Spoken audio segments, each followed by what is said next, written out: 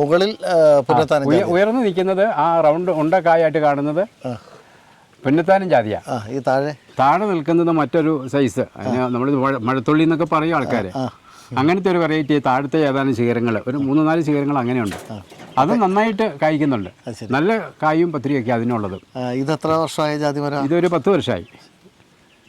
അപ്പോൾ ജാതിക്ക വിളവെടുത്ത് തുടങ്ങി പലതരത്തിലുള്ള കായ്കൾ ഇപ്പം നമുക്ക് ഇതിനകത്ത് കാണുന്നുണ്ടല്ലേ, പല മരങ്ങളുള്ളതുകൊണ്ട്. ഇത് ഏതൊക്കെ ടൈപ്പാണ്? ഇത് ഈ സൈസ് ഇതൊക്കെ പുന്നത്താനം ജാതിയാണ്. ഇതൊക്കെ അതിന് പത്രിക്ക് വലിപ്പമുണ്ട്, ഒപ്പം കായ്ക്കും വലിപ്പമുണ്ട്. എത്ര ഗ്രാമൊക്കെ ഉണ്ടാവും പത്രി ശരിക്കും? 5 ഗ്രാമുകളൊക്കെ. ഇതിപ്പോൾ കാ പൊതിഞ്ഞ് നല്ല കടുപ്പമുള്ള പത്രിയാണ്. പുന്നത്താനം ജാതിയിൽ ഒരു പ്രത്യേകത അത് തന്നെയാണ്, പത്രി കൂടുതൽ കിട്ടും. പിന്നെ ഇതിനകത്ത് ഈ ടൈപ്പ് ഇത് നാടൻ ജാതിയുടെ കായ, പക്ഷെ പൊതിഞ്ഞ് അല്ലേ?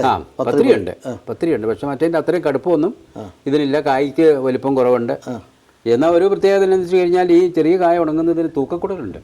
അതെനിക്ക് തോന്നുന്നു അതിനകത്ത് ഉള്ളിലെ പരിപ്പ് കൂടുതലുള്ളത് കൊണ്ടാണെന്ന് എനിക്ക് തോന്നുന്നു. ചെറിയ കായ്ക്ക് ആ തൂക്കക്കൂടൽ എപ്പോഴും എണ്ണം കൂടുതൽ വേണം. അതൊരു 60-75 കായ്ക്ക് 1 കിലോ കിട്ടുന്നു. 1 കിലോ ഇത് 100-150 ഒക്കെ.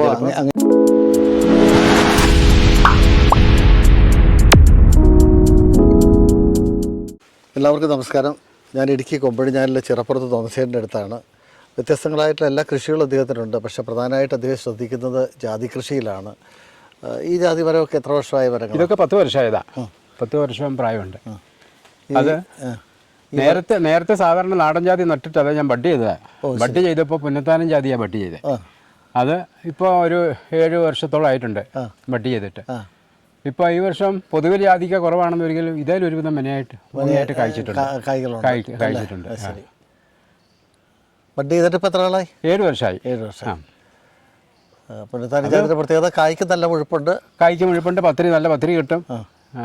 പല ടൈപ്പായിട്ട് കായ്ക്കുന്നുണ്ടല്ലേ? അതായത് ഈ മരത്തിൽ തന്നെ നമുക്ക് ഉണ്ട്. ഇപ്പം അതിൻ്റെ ഒരു ചെറിയ ടൈപ്പ് ഉണ്ട്. പിന്നെ ഇതിന് നമ്മൾ മരുന്നടിക്കുകയൊക്കെ ചെയ്യണം. സാധാരണ ആൾക്കാർ അങ്ങനെ മരുന്നടിയൊക്കെ കുറവാണ്. ഞാൻ എല്ലാ വർഷവും 2 തവണ മരുന്നടിക്കാറുണ്ട്. ഇപ്പോൾ ഒന്ന് അടിച്ച് നിർത്തിയിരിക്കുന്നതാണ്. തുരിശ. തുരിശ ഇപ്പോൾ 2ാമത്തെ അടിക്കാറായി വരുന്നു. ശരി. താങ്കൾ ജാതിക്ക് എന്തൊക്കെ പരിപാലനമാണ് കൊടുക്കുന്നത്?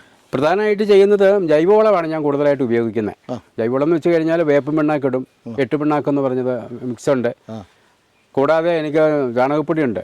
പശു പരിപാലനം ഉള്ളതുകൊണ്ട് എനിക്ക് ചാണകപ്പൊടിക്ക് ബുദ്ധിമുട്ടില്ല. നന്നായിട്ട് ഞാൻ ഒരു നല്ല അളവിൽ തന്നെ അത്തരം വളങ്ങളൊക്കെ ചെയ്യാറുണ്ട്. രാസവളം ഞാൻ അങ്ങനെ പ്രയോഗിക്കാറില്ല. രാസവളങ്ങൾ പ്രയോഗിക്കാറില്ല. ജൈവ രീതിയിലാണ് കൂടുതൽ പരിപാടി. അതെ. പിന്നെ വേനൊക്കെ നനയ്ക്കാറുണ്ട്. ഈ വർഷം ഒരു 3-4 നന കൊടുത്തു. ശരി.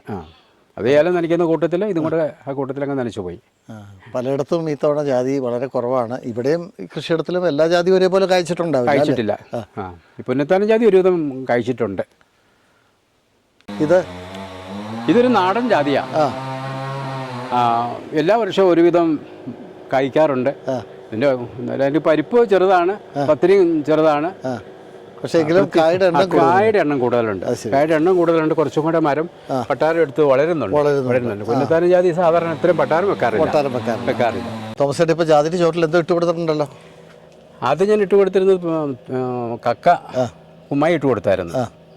അത് കഴിഞ്ഞൊരു 10-20 ദിവസം കഴിഞ്ഞപ്പോൾ വേപ്പും പിണ്ണാക്ക, ചാണകപ്പൊടി, 8 പിണ്ണാക്ക എന്ന് പറഞ്ഞ സാധനമൊക്കെ മിക്സ് ചെയ്തിട്ട് അതിന് ചോട്ടിലിട്ട് കൊടുത്തിട്ടുണ്ട്. ഇപ്പോൾ ഈ വർഷത്തെ ഈ മഴയ്ക്ക് മുമ്പ് ഈ മഴക്കാലത്തിന് മുമ്പുള്ള വളം ചെയ്ത് കഴിഞ്ഞതാണ്.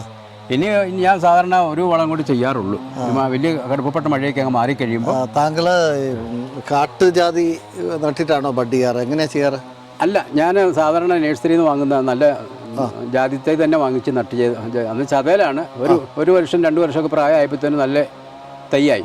അതേലാണ് ബഡ് ചെയ്തത്. അതേ ബഡ് ചെയ്തത്. അതുകൊണ്ടാണ് പല ചെടികളുടെ അടിക്കുമ്പോൾ പെൺജാതി ആയിരുന്നു. അത് ശരി.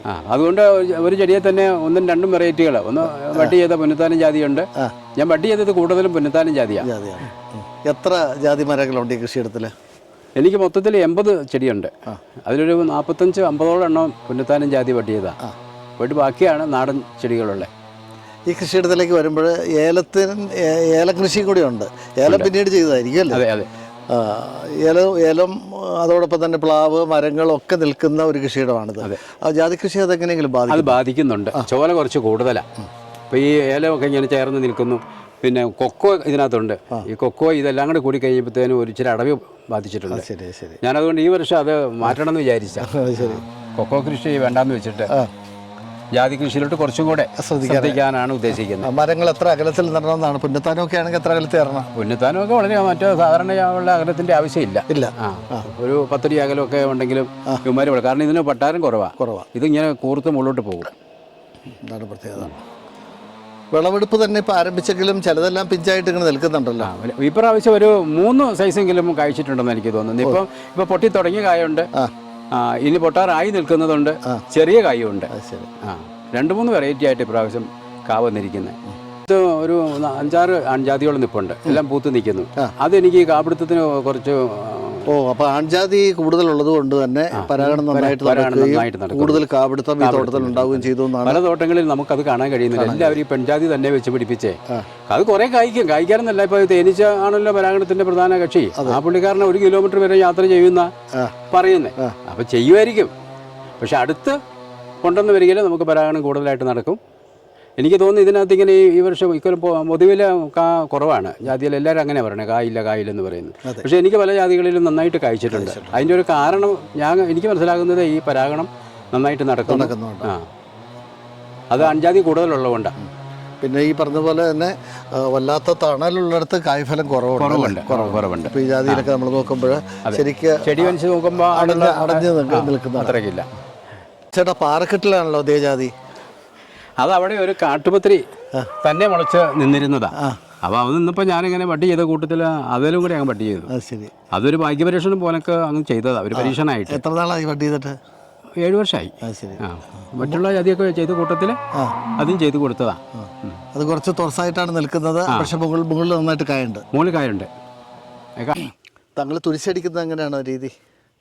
ആണ്ടിൽ ഞാൻ സാധാരണ ചെയ്യാറ് 2 തവണയാണ്. അത് ഒന്ന് ജൂൺ മാസത്തിന് മുമ്പ് അത് ഓൾറെഡി ചെയ്ത് കഴിഞ്ഞു, അത് ചെയ്തിട്ടുണ്ട്. ഇനിയിപ്പോൾ ഒത്തിരി വൈകാതെ തന്നെ ഒരു മരുന്നരീകരണം നടത്തും. വലിയ മഴ അടയ്ക്കുന്നതിന് മുമ്പ് ഒന്നും. ആണ്ടിൽ എത്ര തവണ? 2 തവണ ഞാൻ ചെയ്യാറുള്ളൂ. അത് എത്ര നാളായി അങ്ങനെ ചെയ്തു തുടങ്ങിയിട്ട്?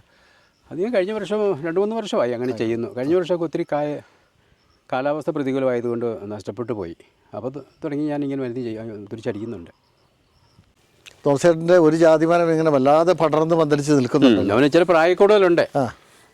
അത് കാട്ടുപത്രിയെ വട്ടി ചെയ്ത ഒരു ജാതിത്തെ ഞാൻ ഒരു 30 വർഷം മുമ്പ് അടിമാലിയിൽ ചെറുകുന്നെ നഴ്സറിയിൽ നിന്ന് വാങ്ങിയതാണ്. ശരി. 30 വർഷത്തെങ്കിലും പ്രായമുണ്ട് അതിന്. എത്ര നാൾ കഴിഞ്ഞപ്പോൾ അത് കായ്ച്ചു? അത് കായ്ക്കാൻ ഒത്തിരി വൈകിപ്പോയി. കായ്ക്കാതെ ഇങ്ങനെ കുറേ നാൾ നിന്നു. അത് കഴിഞ്ഞിട്ടാണ് അത് കായ്ച്ച് തുടങ്ങിയത്. ചെടി നന്നായിട്ട് വളർന്നിട്ടും കായില്ലായിരുന്നു. അപ്പോൾ ഇത് കായ്ക്കാല, ഇത് കൊള്ളുകല എന്നൊക്കെ വിചാരിച്ച് നിന്നപ്പോഴാണ് അവിടെ ഇവിടെയൊക്കെ കായ്ച്ച് തുടങ്ങി. ഇപ്പോൾ ഒരുവിധം ആവറേജ് കായ അതിലുണ്ട്. മരം ഇത്രയും വലുതായതുകൊണ്ട് നമുക്ക് ഒറ്റ തോട്ടത്തിൽ നോക്കുമ്പോൾ കാണുന്നില്ലെന്നേ ഉള്ളൂ. പക്ഷേ അതിലൊരു ന്യായമായിട്ട് കായുണ്ട്, നല്ല പത്രി, നല്ല പരിപ്പുവാണ്. സമീപകാലത്താണ് ഇപ്പോൾ അങ്ങ് തുരിശടിക്കാൻ തുടങ്ങിയെന്ന് പറഞ്ഞു. അല്ലാതെ വേറെ എന്തെങ്കിലുമൊക്കെ രോഗബാധകൾ നമുക്കിപ്പോൾ ജാതി ഇടയ്ക്കൊക്കെ ഇതിൻ്റെ കമ്പുണങ്ങുന്ന ഒരു രോഗമൊക്കെ ഉണ്ടാകാറുണ്ട്. അപ്പോൾ അവർ അതിന് ചെയ്യുന്നത് ആ കമ്പ് കണ്ടിച്ച് കളഞ്ഞ് വെച്ചിട്ട് അവിടെ നമ്മൾ ബോഡോ മിശ്രിതം തേച്ച് കൊടുക്കുക. പിന്നെ ഇല പൊഴിച്ചിൽ പോലെയൊക്കെ വരാറുണ്ട്, ഇലയൊക്കെ പൊഴിഞ്ഞിട്ട്. ആ സമയത്തൊക്കെ നമ്മൾ ഈ ബോഡോ മിശ്രിതം അടിച്ചു കൊടുത്താൽ മതി. പിന്നെ അതിന് മറ്റു മരുന്ന് കടയിലൊക്കെ ചെന്ന് കഴിയുമ്പോൾ അവർ വേറെ അതും ഇതൊക്കെ പറയുന്നുണ്ട്. പക്ഷെ നമ്മളിത് ചെയ്താൽ മതി. ഇതുപോലുള്ള രോഗം നമ്മുടെ പണിക്കൻകുടി പള്ളിയിലെ ഏലത്തിലുണ്ടായിരുന്നു. അപ്പോൾ അന്ന് പള്ളി ജാതിക്ക് അന്ന് ഞങ്ങളിങ്ങനെ ഈ ഓട്ടോ മിശ്രിതം അടിച്ചു കൊടുത്തു കഴിഞ്ഞപ്പോൾ അതങ്ങ് മാറി. ഈ ഉണങ്ങിയ കമ്പുകളൊക്കെ ഉണ്ടായിരുന്നു, അതെല്ലാം കണ്ടിച്ച് കളഞ്ഞ് വെച്ചിട്ട് ഓട്ടോ മിശ്രം കുഴമ്പ് ആയിട്ട് പുരട്ടി അതെല്ലാം കൂടെ ആയി കഴിഞ്ഞപ്പോൾ ആ തയ്യൊക്കെ നന്നായി, അതിനാ കേടും മാറി. ഇതൊരു നാടൻ ജാതിയാണ്. ഒരു മേനി കായ്ക്കുന്നൊക്കെ ഉണ്ട്, പക്ഷേ ഇതിൻ്റെ കായ്ക്ക് വലിപ്പക്കുറവാണ്. പത്രിയാണെങ്കിൽ ഇങ്ങനെ തൊട്ട് തേച്ച മാതിരി കുറച്ചേ ഉള്ളൂ. നല്ല കടുപ്പമുള്ള ഒന്നും കിട്ടത്തില്ല. ഇതൊരു ഒരു രോഗമായി, ഇത് വെള്ള പൊട്ടുക എന്നൊക്കെ പറഞ്ഞേ. ചില കായകളൊക്കെ ഇങ്ങനെ പൊട്ടി പോകും. ഇതിന് നമുക്ക് വിലയൊന്നും കിട്ടത്തില്ല. ഇത് ഉണങ്ങിയാൽ ഒരു 1000 കാ ഉണങ്ങിയാൽ പോലും 1 കിലോ കാണുകയില്ല. അതിന് കിട്ടുന്നതും വില 150-200 വരെയൊക്കെ കിട്ടുള്ളൂ. അതാരും അങ്ങനെ ഡിമാൻഡില്ല. ഇവിടെ പിന്നെ മറ്റൊരു കാര്യം, ചില കമ്പയിൽ പൂവ് പുതുതായിട്ട് ഉണ്ടാവുന്നുണ്ട് അല്ലേ? ഇത് താഴെത്തട്ട് എനിക്ക് തോന്നുന്നത് ആൺജാതിയാണ്. ഇത് ആൺജാതിയാണ്. ഓ ശരി ശരി. അതുകൊണ്ടാണ് ഇത് കൊലയായിട്ട് പൂ വരുന്നത്. ഇതിങ്ങനെ നിൽക്കുകയാണെങ്കിൽ തന്നെ അത് തന്നെ ഇത് ഞാൻ പറഞ്ഞല്ലോ, ഈ ഉൽപാദനത്തിന് വഴി പരാഗണം നടത്താൻ എളുപ്പമാണ് ഇതിങ്ങനെ നിൽക്കുന്നത് കൊണ്ട്.